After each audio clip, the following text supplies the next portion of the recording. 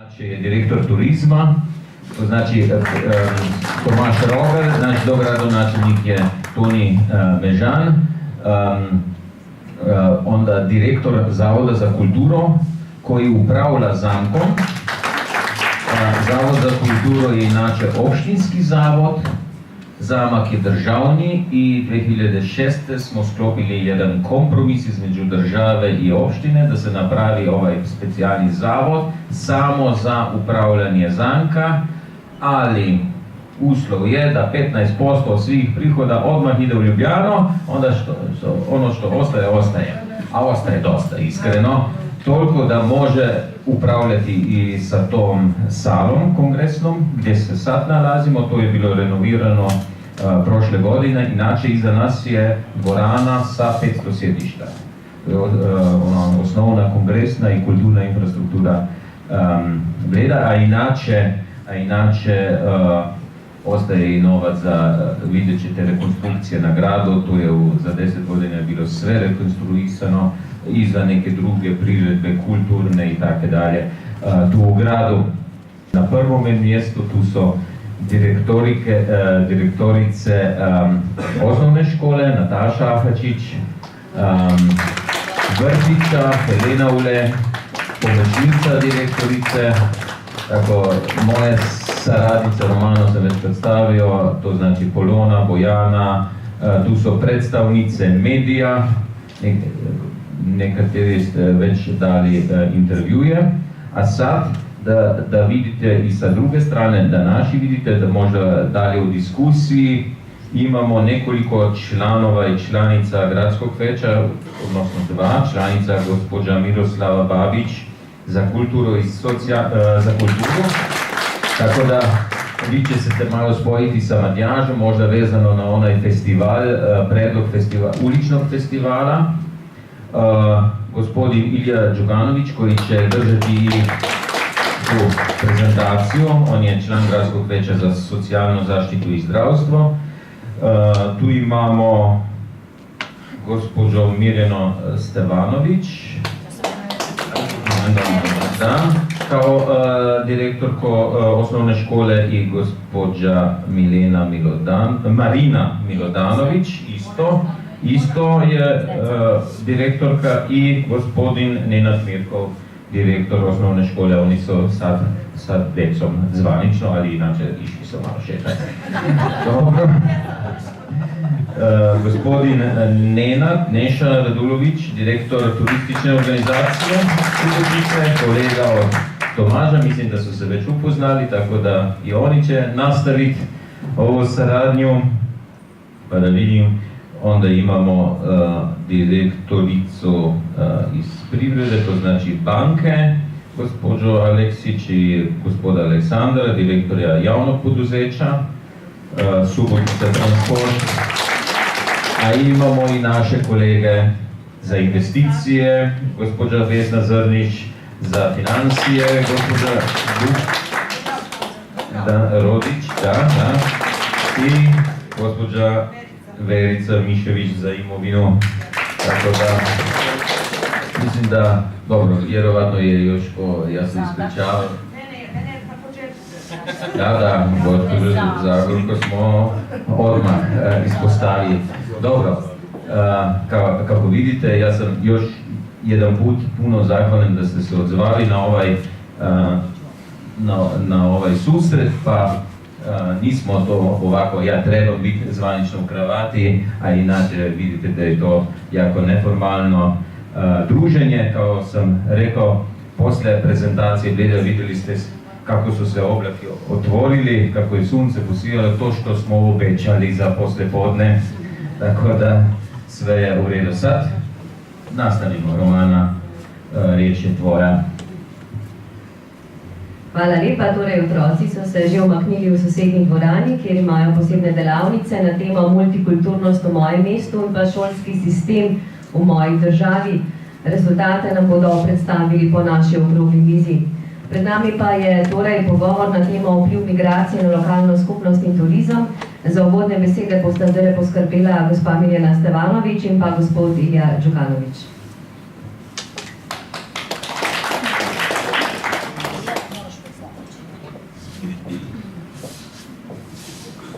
Dobar dan, Mirjana Stevanović iz osnovne škole Matko Vuković.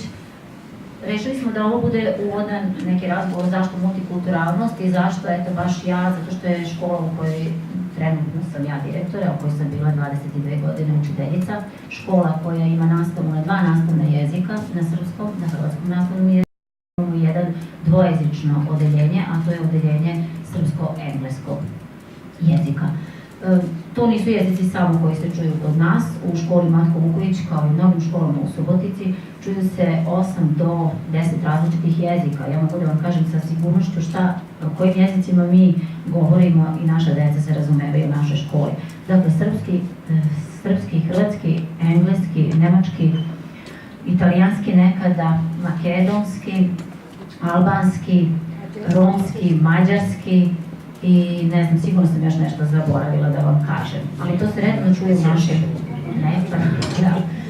Dakle, multikulturalnost i Subotica su nešto bez čega ne možemo da... To je neodvojivo. Multikulturalnost i obrazovanje u Subotici, odnosno u Srbiji, u zavisnosti od regiona. Kod nas u Subotici imamo redovno korišćenje, odnosno zvanično 3 službene jezika, srpski, hrvatski i mađarski jezik, i sve što je zvanično, sve što je na toj nekoj službenoj razini mora ići ovom korespondencijom. Ono što mi imamo u obrazovanju, što nas pored one ljudske i čovečne strane obavezuje, to je zakon. Namerno sam stavila zakon o osnovama obrazovanja na ćirilici i latinici, jer kod nas u Subotici apsolutno koji dokument stigne, da li je stigao na ćirilici, da li je stigao na latinici, mi to tako čitamo. Nekada i ne primetimo da smo prešli sa jednog pisma na drugo. Malo nas Mađari, znači Bunjevci, s njima se razumemo, ali Mađari nas nekad zbune svojim propisima i to ne razumemo, ali se trudimo u govoru da to prevaziđemo. Dakle, ono što mi moramo po zakonu, to je da je predškolsko, osnovno obrazovanje, srednje obrazovanje, visoka škola za sve. To je isto jako značajan član 3. Zašto sam izdvojila član 3? Zbog toga što ćemo mi o tom članu 3 kasnije razgovarati u našem razgovoru o migrantima, kako se organizuje obrazovanje u migrantskom kampu. Svako lice u Srbiji koje ima državljanstvo, nema državljanstvo, boravi, prolazi, svako dete ima pravo na obrazovanje i ono to može da koristi. Znači mora biti obuhvaćeno sistemom obrazovanja bez obzira da li ima, nema dokumente, da li traži azil, ne traži azil, mora ići u školu. Kad kažem mora, onda znači mora, primoravamo ih, ne bi išli u školu. Ostvaruje se na srpskom jeziku, ćiriličnim pismom, srpski jezik, ali kod nas u službenom glasniku i u svim zakonima postoji maternji jezik kao kvalifikacija. Zašto?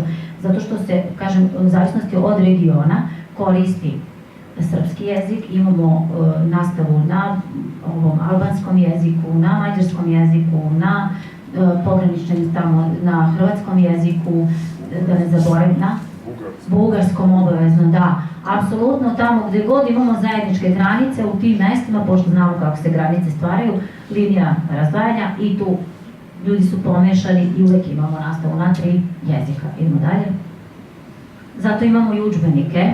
Ja sam sad opet izdvojila samo srpski, hrvatski i mađarski jezik, ali za sada smo, što se tiče hrvatskog, mađarski jezik ima sve udžbenike, oni dosta dugo imaju svoju tradiciju i život i rad u školi i samo i Subotici, a Hrvatska od 15 godina unazad ima pravo na svoju nastavu i na svoj jezik, tako da su za osnovnu školu svi udžbenici prevedeni. Za sada se očekuje samo da se završe nacionalne dotacije, to je neki 30% na udžbenik, koja je specifičnost posebnih nacionalnih manjina i oni to ugrađuju u naš udžbenik, odnosno redovni školski sistem. Za srednju školu nije završeno, očekujemo još samo muzičko da se odštampa i mi imamo završeno udžbenike i na hrvatskom nastavnom jeziku. Republika Srbija im je to obezbedila.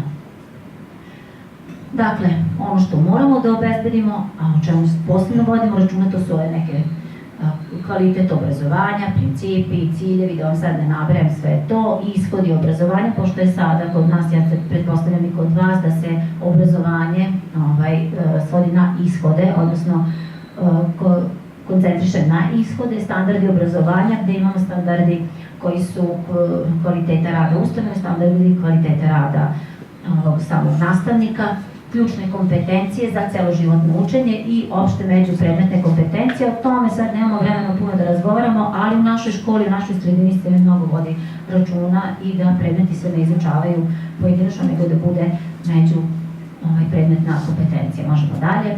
Posebnosti i novine koje mi imamo u Srbiji od prethodnih nekoliko godina, to je dualno obrazovanje, prošle godine uvedeno. Znate, dualno obrazovanje, imate li to? U Sloveniji, gde se praktično u srednjim školama se uvodi određeni veći procenat, dakle to imamo i ono što imamo trenutno i što nam je jako bitno, a to je da bi se pospešilo, odnosno da bi prenebregli ono osipanje dece romske nacionalnosti od 1. do 8. razreda, odnosno da bi pospešili upis u srednje škole. Imamo afirmativne mere. Republika Srbija je odredila afirmativne mere po kojima se deca romske nacionalnosti posebnim afirmacijama, određenim merama stimulišu da upisuju srednje škole. I to su, da ne pričam sada o tome, one su jako dobre i one daju mnogo dobrih svojih rezultata. Za sada je smanjena stopa, kod nas recimo, ja sad mogu da govorim za Suboticu, smanjena stopa osipanja dece od 5. do 8. razreda. Tu smo imali najviše osipanja dece romske nacionalnosti, a i povećan je broj upisa dece u srednje škole romske nacionalnosti. I tu smo jako na to ponosni. Ono što sam govorila malo pre, to su jezici veronauke u školama. Zaboravila sam napomenuti bunjevački govor s elementima nacionalne kulture. Jako bitan za nas u Subotici. Engleski, nemački, italijanski, to je sve ono što se izučava redovno u školama. I ono što mi imamo, čak naša škola, osnovna škola Matko Vuković ima sva 3 od ovih konfesija, dajemo mogućnosti pravoslavne, katoličke, islamske i kao tome građansko vaspitanje. U Srbiji ima još i ekumenska, evangelistička, imaju pravo još po zakonu neke zajednice verske, ali to kod nas nema iskazanih potreba, pa mi u Subotici to nemamo. Ali naša škola ima sve. Nacionalni savjeti u Subotici, ja sam 7, nek mi braća Crnogorci ne zamere. A da viđu ljepotice, nije sam stavila. A ima. Ali Lovćenac vam je sedište, tako? Ja sam stavila, ne? Nema veze. Imamo Makedonce još i ja šta da radim? Ja, zato što, pazi, neću sad ulazim u političku priču, zašto vas smatram za Srbe, tako da vas nisam postavila. Nacionalni savjet. Ja moram to da kažem, znači ne ošte lažemo sad ovde. Nacionalni savjeti u Subotici, ovih 7, spomenula sam, dakle imamo romski, nemački, bunjevački, mađarske nacionalne manjine, imamo jevrejsku opštinu, Rusine i Hrvatsko nacionalno vijeće. Možemo dalje. Ovo smo nešto govorili, ali smo takođe i na ovo jako, zaista, na ovo smo ponosni, zbog toga što je naša Subotica za vreme ratnih godina, to je tada 92. 93. 94. godine, oformio nekoliko značajnih festivala međunarodnog karaktera, među kojima je i festival evropskog filma, koji ima međunarodni karakter, više od 80 filmova se prošle godine prikazivalo u 7 dana na 10 različitih lokacija u Subotici i na Paliću. Desire festival, on je za pozorišne, takođe međunarodnog karaktera.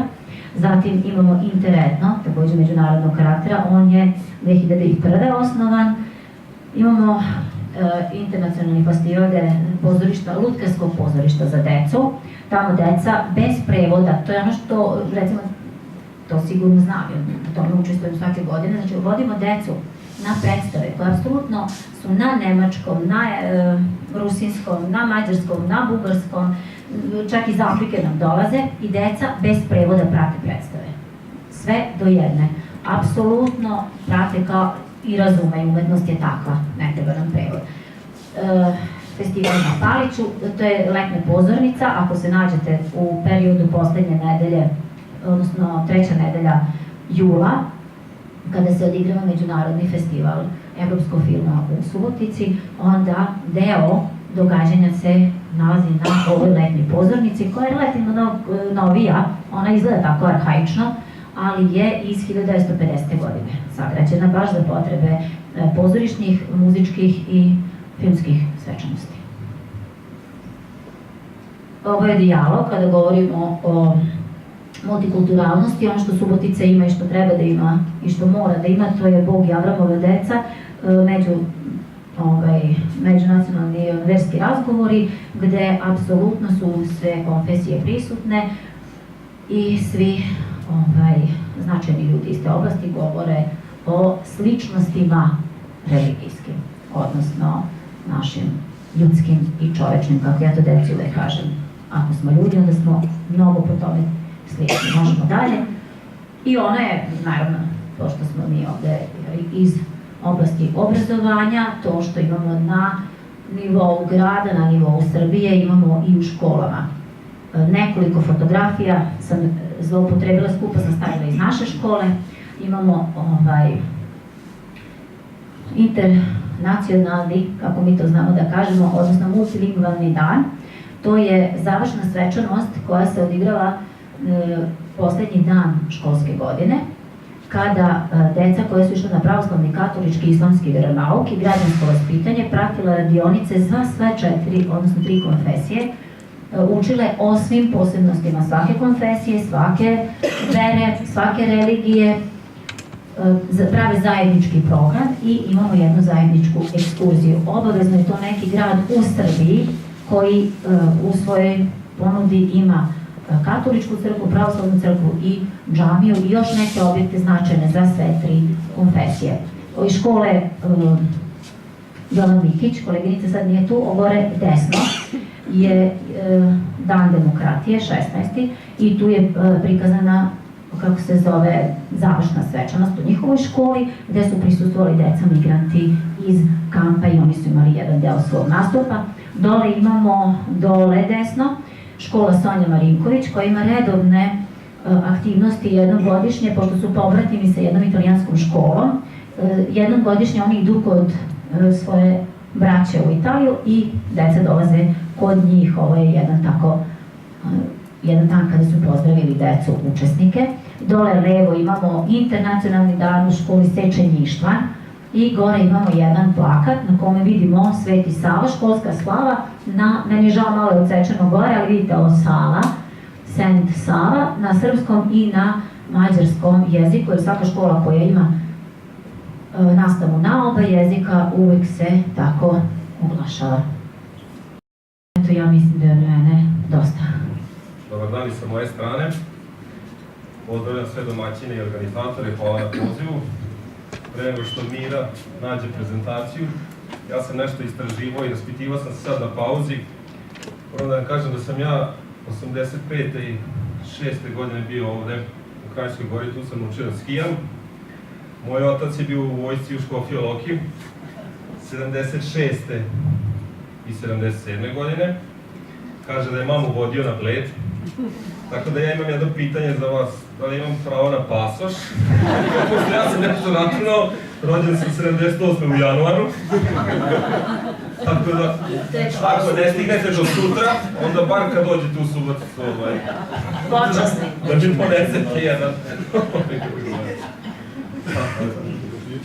Ovo će biti zajednička prezentacija direktorice Mire i mene, a tiče se migrantske krize, migrantske populacije, s obzirom da je...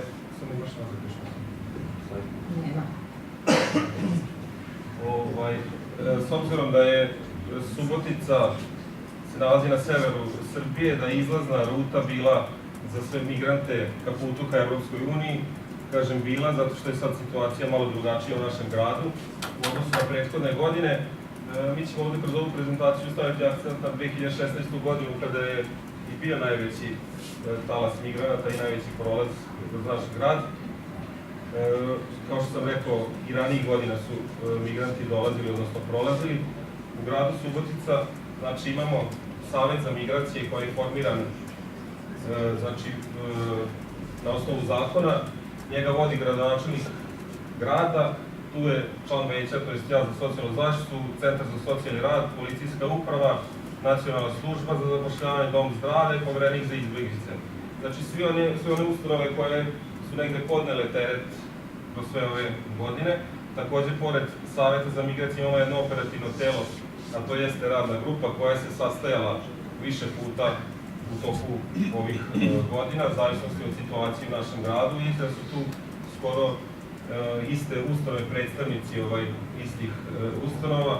Takođe, vidite, operativno telo koje prati, analizira i razmatra pitanje migracije na teritoriji grada i predlaže određene mere za rešavanje problema. Tu su takođe predstavnici Crvenog krsta, komunalne policije, doma kolekta. Znači, to su ustanove zdravstvene i socijalne zaštite, institucije koje su podnele najveći teret. Ono što sam dodao tu jeste lokalna mreža za unapređenje položaja migranata koja je formirana prošle godine, a ona jeste formirana, znači, sprovode zajedno udruženja Atina iz Beograda, udruženje pravnika Makedonije, organizuje se radi u 7 opština i gradova Srbije, 4 u Makedoniji, a sve uz finansijsku podršku Evropske unije i Nemačke agencije, znači Konrad Adenauer. Kao što sam rekao, kroz sve ove godine, kroz Suboticu je prošlo više stotina hiljada migranata. Vidite, u 2015. godini, znači u novembru mesecu, otvoren je privremeni prihvatni centar, 580 kvadrata i 60 kapaciteta. Tako je bilo namenjeno. A moram da vam kažem, vidite, to je bila adaptacija i renoviranje uz pomoć nemačkog ASB-a. Grad je objekat je vlasništvo grada, ali je dato na rukovođenje i upravljanje Komesarijatu za izbjeglice i migracije Republike Srbije. 60 kapaciteta, a moram da vam kažem da u letnjim mesecima, jul, avgust 2016. tu je bilo i po 500 migranata. Možete da zamislite, ta levo slika jeste jedan zidani objekat u kome su neke prijemne kancelarije, doktori, pored toga je montažni objekat, znači sam prihvatni centar. Ovo desna slika nije prihvatni centar, to je granični prelaz Horgoš. Kasnije, kada je Mađarska odlučila da podigne ogradu i žice i kada migranti više nisu mogli da prolaze kroz Suboticu i preko graničnih prelaza. Znači, kada je u migrantskom kampu bilo 500-600 migranata, na graničnim prelazima, znači Kelebija i Horgoš, je bilo ukupno i do 1000. Znači, 1500-1600 migranata je bilo u tim letnjim mesecima. Na graničnim prelazima su bili stvarno nehumani uslovi, mi smo se trudili na svaki način da te migrante povučemo što u prihvatni kamp, što u unutrašnjoj Srbiji gde su bili bolji uslovi. Znači, prihvatni centar u Subotici je otvoren kao privremeni, kao tranzitni i jeste bio namenjen za taj broj, za takav kapacitet. Tu je bila velika pomoć i Crvenog krsta i Međunarodnog Crvenog krsta, tu su bili šatori. Kažem, bili su letnji meseci, pa je moglo nekako da se gura sa tim brojem, a da je to stvarno bilo nehumano. I uspeli smo nekako da se migranti povuku sa graničnih prelaza i da odu u bolje i uslovnije objekte na teritoriji Srbije. Trenutno, znači, sada u Srbiji ima oko 3.500 migranata, u Subotici je, vidjet ćete kasnije, mnogo manje. Rekao sam za ustanove koje su podale najviše teret, to jesu bile zdravstvene i socijalne zaštite, ustanove zdravstvene i socijalne zaštite, pre svega dom zdravlja. Tu smo naveli, znači, oni su sve iz svojih nadležnosti i ovlašćenja, naravno, pružili pomoć migrantima, posebno deci. Vidite tu da je u toku 2016. godine pregledano oko 1000 deci. Bila je dnevna aktivnost na graničnom prelazu Kelebija. Tu ne spominjemo, znači, Horgoš, jer on ne pripada gradu Subotici. Takođe, Centar za socijalni rad, naravno, svakodnevni obilazak prihvatnog centra, velika pomoć nevladinih organizacija u tim mesecima, da kažem i godinama. Centar za socijalni rad, to je bilo nešto novo za njih, je tako i veliki broj obuka su prošli zaposleni. UNICEF je tu pružio veliku podršku. Ove slajdove prate i slike, to su, nismo hteli posebno da stavljamo donacije u gradu Subotici i ustanovama socijalne zdravstvene zaštite i nekim javno-komunalnim preduzećima, pa eto tako poneka kako zove slika. Sve te ustanove institucije su negde nekim delom od donatora i renovirane i adaptirane, dobijene su određena oprema da bi se poboljšali uslovi rada i zaposlenih, da bi se pružila bolja usluga samim migrantima. Vozila su dobijena, tako da kažem da je to gruba reč, ali Subotica kao grad i ustanove su imale neki benefit kroz sve ovo. Nismo ostavljeni, da kažemo, na cedilu kao grad. Prisutni su bili i ministarstva koje su bila zadužena sa nacionalnog nivoa, donatori, različiti ambasadori, svi su dolazili u Suboticu. Dom za ometenu decu u razvoju Kolevka svakako pruža određene usluge, ima svoje prihvatne stanice. U okviru njega je, vidite, 2016. isto u novembru otvoren objekat za smeštaj maloletnih migranata bez pratnje. To je bila donacija Švajcarske, kapaciteta 20 kreveta. Ono što uvek spominjemo, to jeste značajno učešće nevladinih organizacija u svemu ovome. Možda to negdje jedinstven slučaj da se negde država i civilni sektor su se ujedinile po pitanju ovog problema, s obzirom da obično imaju različite stavove na mnogim poljima. Znači, uvek ističemo fondaciju Ana i Vlade Divac, s kojom imamo jako dobru saradnju.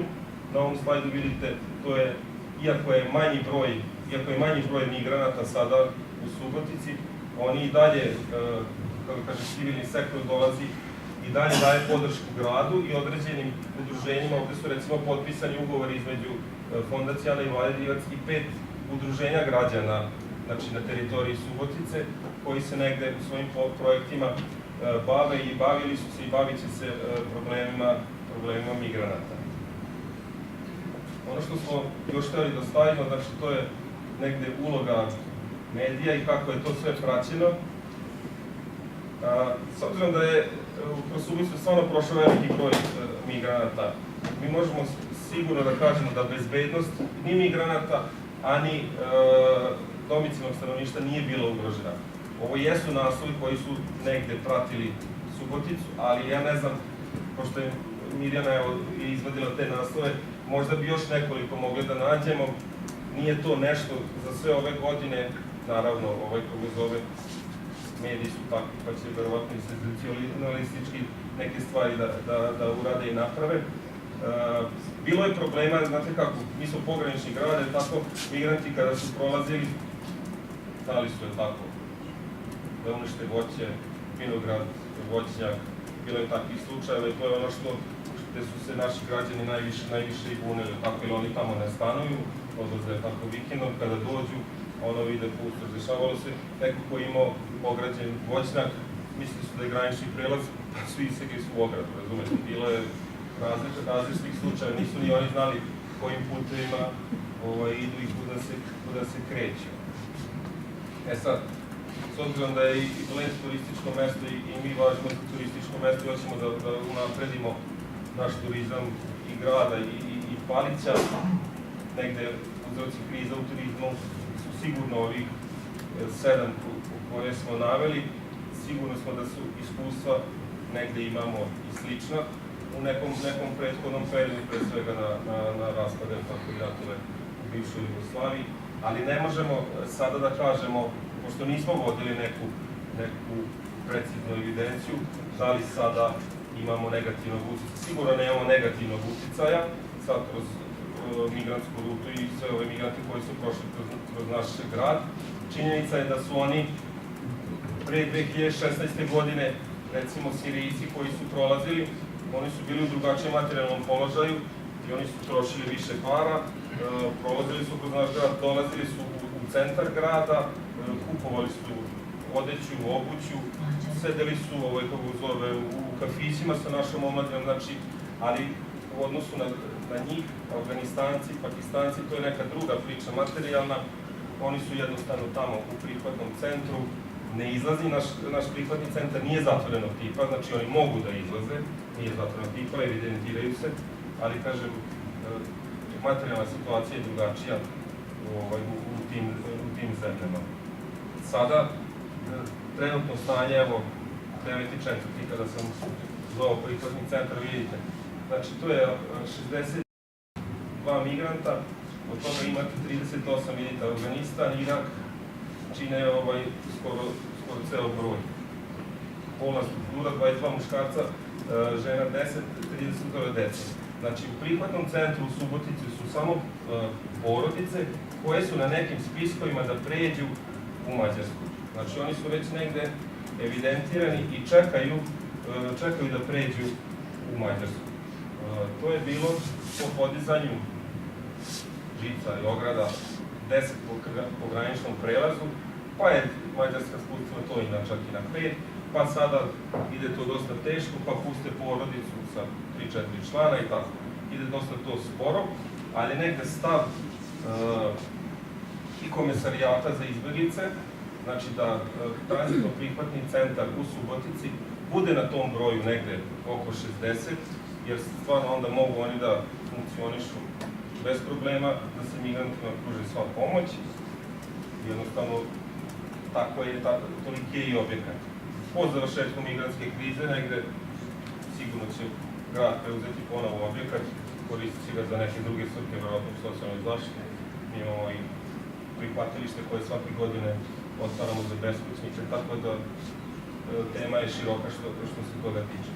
Ono što se mi trudimo kao grad, iako su tamo deca, je tako, i nikad se ne zna kada će da pređu, da ih nekako uključimo u društveni život grada. Nedavno je švedska vlada donirala jednu predstavu i dogovorili smo se recimo u dečjem pozorištu da dođu i migranti, tako da tu postoji određena procedura, razumete, možete pišete Komesarijatu, osetljivo je to pitanje jednostavno da dovedete i tu decu, ali trudimo se da gde god možemo da ta deca nisu samo u prihvatnom centru, jer prihvatni centar nije u blizini grada, nego malo udalje van grada i iz tih razloga se i obrazovanje odvija u prihvatnom centru.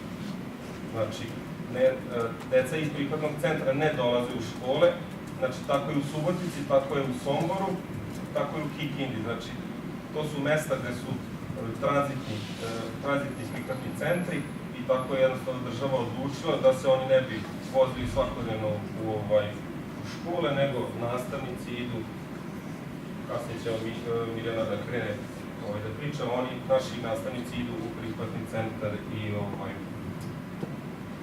obučavaju učetku decu. Evo sad će Mirjana da nastavi što se tiče obrazovanja, budu neki pitanja slobodno. Da, neću sad ja više izlaziti, ja ću ovako pa ću brže završiti. Ako držim predavanje, onda tu negde blok čas mogu da održim, to je sad i po vremena. Dakle, evo ga, samo nekoliko reči, pošto smo se dosta toga već dotakli kroz to. Dakle, jedan i takođe od razloga koji su nas opredelili da zaista idemo u izbegličke kampove jeste pre svega emocionalno stanje dece, odnosno porodica koja se nalaze u izbegličkom kampu. Odvajanje dece od roditelja, svakodnevno odvođenje u školu, dovođenje, to je dodatni stres, što za decu, što za roditelje. Mnogi su već preživeli određene strese i onda smo gledali da ipak škola bude, odnosno taj neki boravak sa decom malo čovečnijeg karaktera. Sve što smo radili smo naravno u okviru zakona, međunarodnih konvencija, zakonodavnog našeg okvira, različitih pravilnika, uredbi, stručno uputstva smo napravili za škole koje će time, pošto je 4 škole u Subotici se time bave, odnosno nastavnici iz škole Marko Vuković, Sonja Marinković, Ivan Goranković iz 10. oktober, koje već ima iskustvo u toj nekoj multietničkom obrazovanju, idu tamo i drže časove.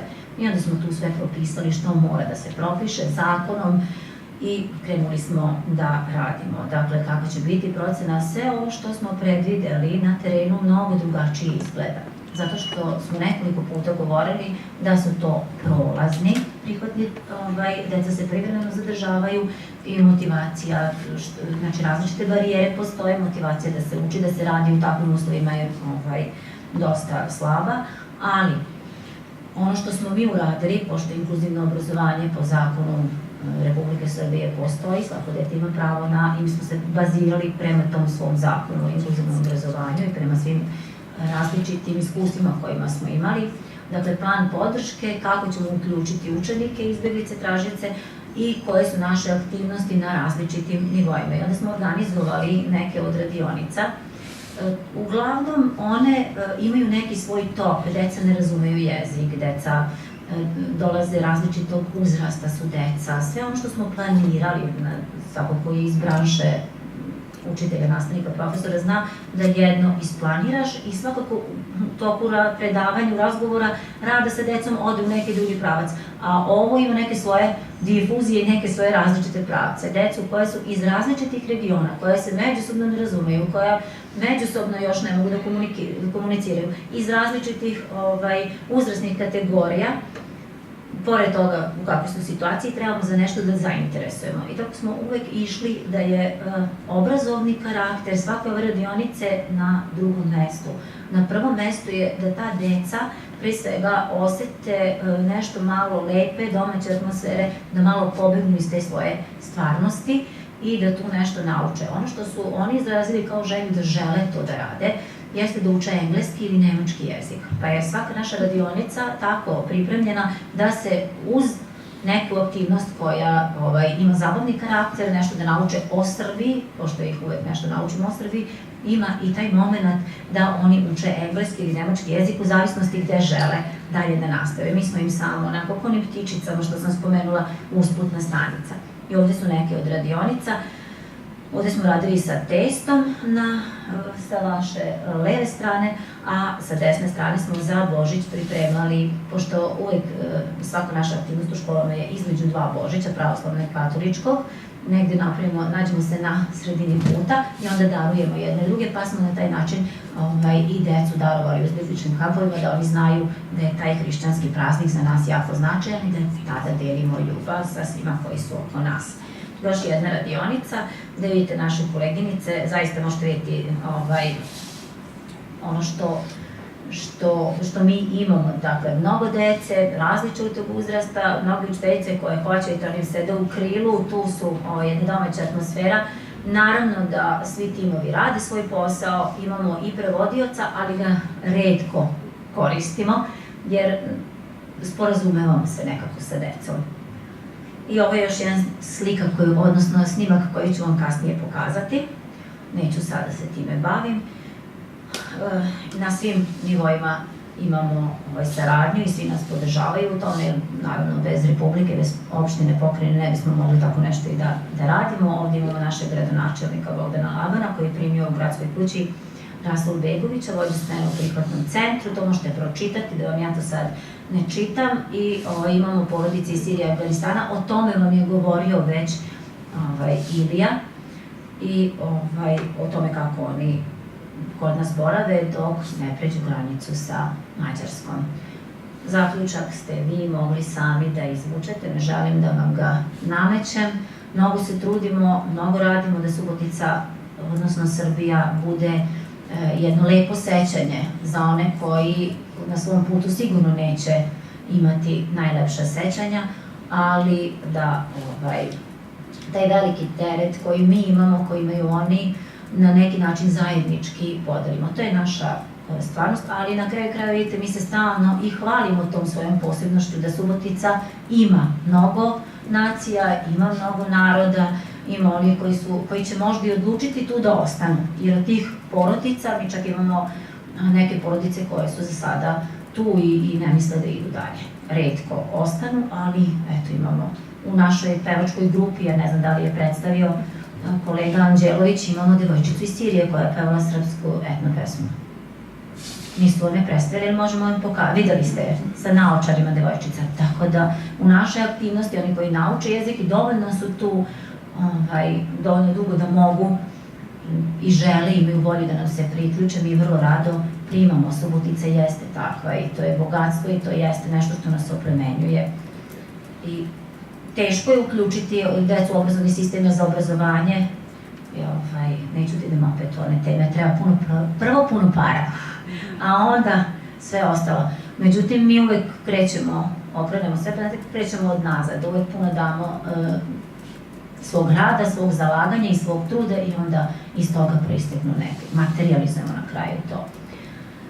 Eto, hvala vam. Sigurno će biti nastavak toga i u Subotici. Sad ću ja jako nabrzo još nekoliko reći o Bledu. Više ćete saznati poslije kad ćemo ići na obilazak, ali ipak Bled se ponosi sa nazivom zelena destinacija. Ima nekoliko tih, kako da kažem, osrednjih tačka po kojim je znam Bled. Ako je Subotica jako kulturni grad, istorijski grad, sami bolje znate s čime se ponosite. Najznačnija privredna djelatnost na Bledu normalno je turizam.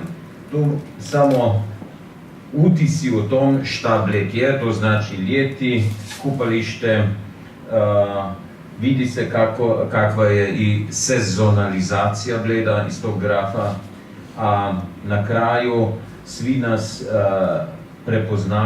znaju kao jedno od top destinacija svijeta. To možemo reći, kako se reče, samozadosno.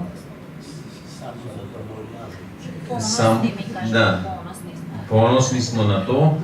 Drugi nas prepoznaju kao jedno od top destinacija, romantičnih krajeva sa jezerom i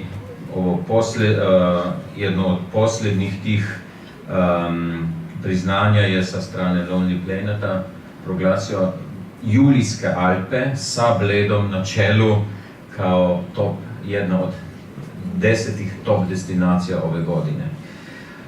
Drugo, čemu mi obratimo puno pažnje zbog prirode je okolina, to je zaštita životne sredine.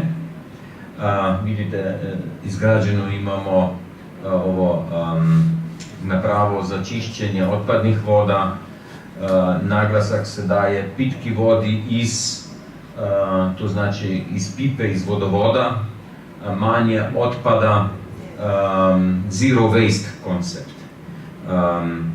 Vidite, počnemo već u vrtiću, dalje u školi i tako dalje.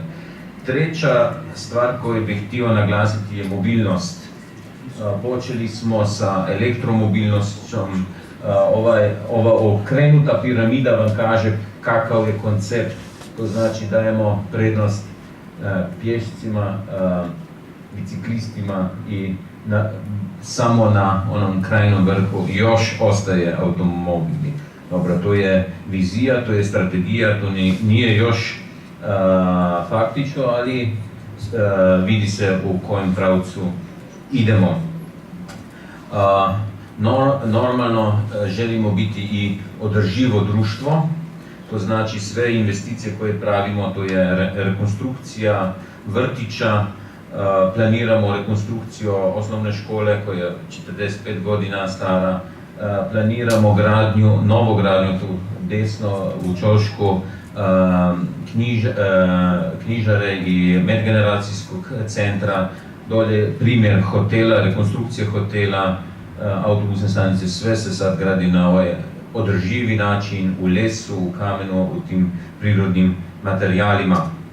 I naravno na kraju mi smo dio globalnog svijeta, to smo tražili, to smo dobili, puno se radimo u tim međunarodnim asocijacijama, ali ne samo generalno, fokusiramo se na udruženja u Alpama. Sutra odlazimo jedan dio gradske uprave, 10-12 ljudi na susret tih alpskih bisera u Werfenweng, tu je 2 sata tu prema Salzburgu. I ponosni smo na ovaj znak Slovenia Green Destination kojeg smo dobili na osnovi svih tih napora u preteklosti i to je i naravno jedna obaveza za budućnost. Eto, to je ona konačna slika Bleda koju sad gledate. Dobro, nije još ovako, ali to će biti za nekoliko godina ova promenada. Prije se mi sviđalo kad je gospodin Ilija ispostavio da ste vi ipak imali nešto i pozitivno sa strane, neku podršku sa strane nacionalnih vlasti vezano na migrantsku krizu, dobili ste neku infrastrukturu, dobili ste neka ulaganja, možda druga osnovna sredstva. Kod nas, nažalost, još trebamo reći, malo okrenuta situacija. Prije smo pričali, ove godine je počeo, stupio je na snagu 1. aprila novi zakon o turizmu, koji pretpostavlja puno veću taksu turističku, gradsku, do sad je bila 1,27, sad je u nadležnosti opštine da može jo podignuti do 2,5, ali na to trebamo onda dodati 25% od toga još za državu, za nacionalnu organizaciju. To znači, iduće godine, kad ćemo mi to implementirati, Ljubljana, to znači nacionalna turistička organizacija, samo od Bleda će dobiti $500 000 za ništa. A u 2020, kad ćemo to implementirati 100%, to će biti tamo 650-700 hiljada. I danas samo zamak na osnovi onog ugovora iz 2006. da Nacionalnom muzeju u Ljubljani 15% prihoda, to znači 650 hiljada prošle godine. To nije PDV, to nije nikakav porez, to je samo ništa porez. To znači samo ove godine ne još, sljedeće godine samo Bled iz tih dvih adresa, izvora, će dati nacionalnim institucijama, pored PDV-a koji je centraliziran, sve ide u Ljubljanu, ništa ne ostaje to, 1,2 milijuna, 1,3, to znači 2020 će biti 1,5 milijuna. I ova slika kaže kako bi se trebao ovaj 1,5 milijuna vratiti tu, na ovo jezersku promenadu, pa da jo sredimo kako je tu predstavljen. To je ovako, malo za šalo, nije ono baš ozbiljno, a sad idemo još malo na ozbiljniju ovu temu, pošto imam ja zadatak da nešto dodajem. Ja bi, ova migrantska kriza sigurno je neki više manje negativni pojav. Ja sam htio sad malo sa druge strane da to osvetlim. U teoriji, u sociologiji, nauka iz oblasti sociologije, nauke iz oblasti sociologije kaže da i turizam su migracije, kao hodočašće, sve to su migracije, imamo dnevne migracije, imamo turističke migracije, imamo i krizne migracije. I sad ćemo malo i o tim migrantima sa kojima smo mi svakodnevno tu u kontaktu, od kuda dolaze migranti na Bled. Vidite, to je prvih 14 zemalja, to znači iz čitavog, oni koji predstavljaju više nego 2% noćenja na Bledu. Prošle godine je bilo 1,031,000 noćenja, to je prvih 14, Srbija je 15, malo ispod 2%, to ne znam koliko se vidi na kraju, 1,031,000 noćenja. To znači i Bled je multikulturni grad i mi trebamo se upoznati s različitim kulturama, ne zbog krize, nego zbog gostoprimstva, ljubaznosti, iz tih razloga koji su pozitivni i imaju na kraju krajeva i neko dodatnu vrijednost za nas, ne samo za one koji se bave turizmom, nego ja mislim i za cijelo društvo. Ovako da imate nekoliko otprilike statističnih tih rezultata i zna se da se nama to isplati, dodata vrijednost, vidite, to je samo prihod od turistične takse. Tu vidite, za 2020. će biti 5 struko više nego je bilo 2010. Šta su razlogi? Kad vidite od 2010. do 2014. to je neka stabilna rast, tamo 2, 3 do 5% godišnje, onda na nacionalnom nivoju podignuli su taksu iz 1,01 na 1,27, to je onaj prvi skok iz 2014-15. Onda opet vidite jednu godinu normalne rasti, A sad to što se nam dešava, 16, 17, 18, to je nešto neviđeno, 15% godišnje u prosjeku. A sad, to je već prognoza, 19-20 je prognoza vezano na ovaj novi zakon koji bi stupio na snagu, rekao sam, prije 14 dana i omogućava nam podignuti taksu do 0,5. I to znači da je 2020. opština Bled, koja ima ove godine 13 milijuna eura, će imati dodatni milijun eura samo iz tog naslova ili više. To znači da nama se isplati biti ljubazan. Jer postoje onda na Bledu razlogi za euroskepticizam, ja sam ovo ovako provokativno stavio, da li postoji razlogi? Ne postoji. Zašto? Pošto Europska unija nama pruži prost prehod granica za ljudi i blago. Imamo jednu valutu koja nama omogućava, ubrzava neke postupke i jeftinije sve vezano na neke marže i provizije to. Sigurno Europska unija daje nam podršku kao mali zemlji vezano za globalno pozicioniranje Slovenije. Kad mi idemo, ne znam, u kino kao vaš gradonačelnik, trebamo da pričamo tamo u Sloveniji, tamo pričamo o Europskoj uniji, mi smo dio Europske unije, nikako ne može jedna zemlja kao Slovenija koja je manja nego 10 većih gradova u Kini, možda 50 gradova u Kini je većih od cijele Slovenije. Tako da i možda na kraju da naglasimo i globalnu varnost, koja je bezbednost, koja je normalno u tom svijetu, u tom vremenu sigurno jako važna. Tako da, šta nam ostaje? Samo pitanje za diskusiju, jer je Europa ispred propasta ili uspona? Šta mislite? Ali što je najvažnije, da uče naša djeca. Mi smo imali jako dobre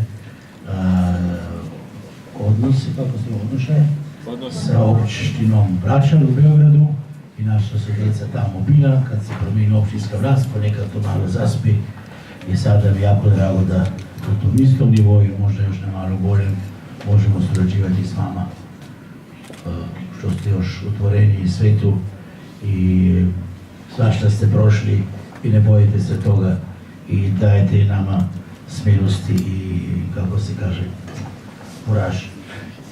Puno vam hvala svima na svemu što radite i dobrodošli u Hrvatsku.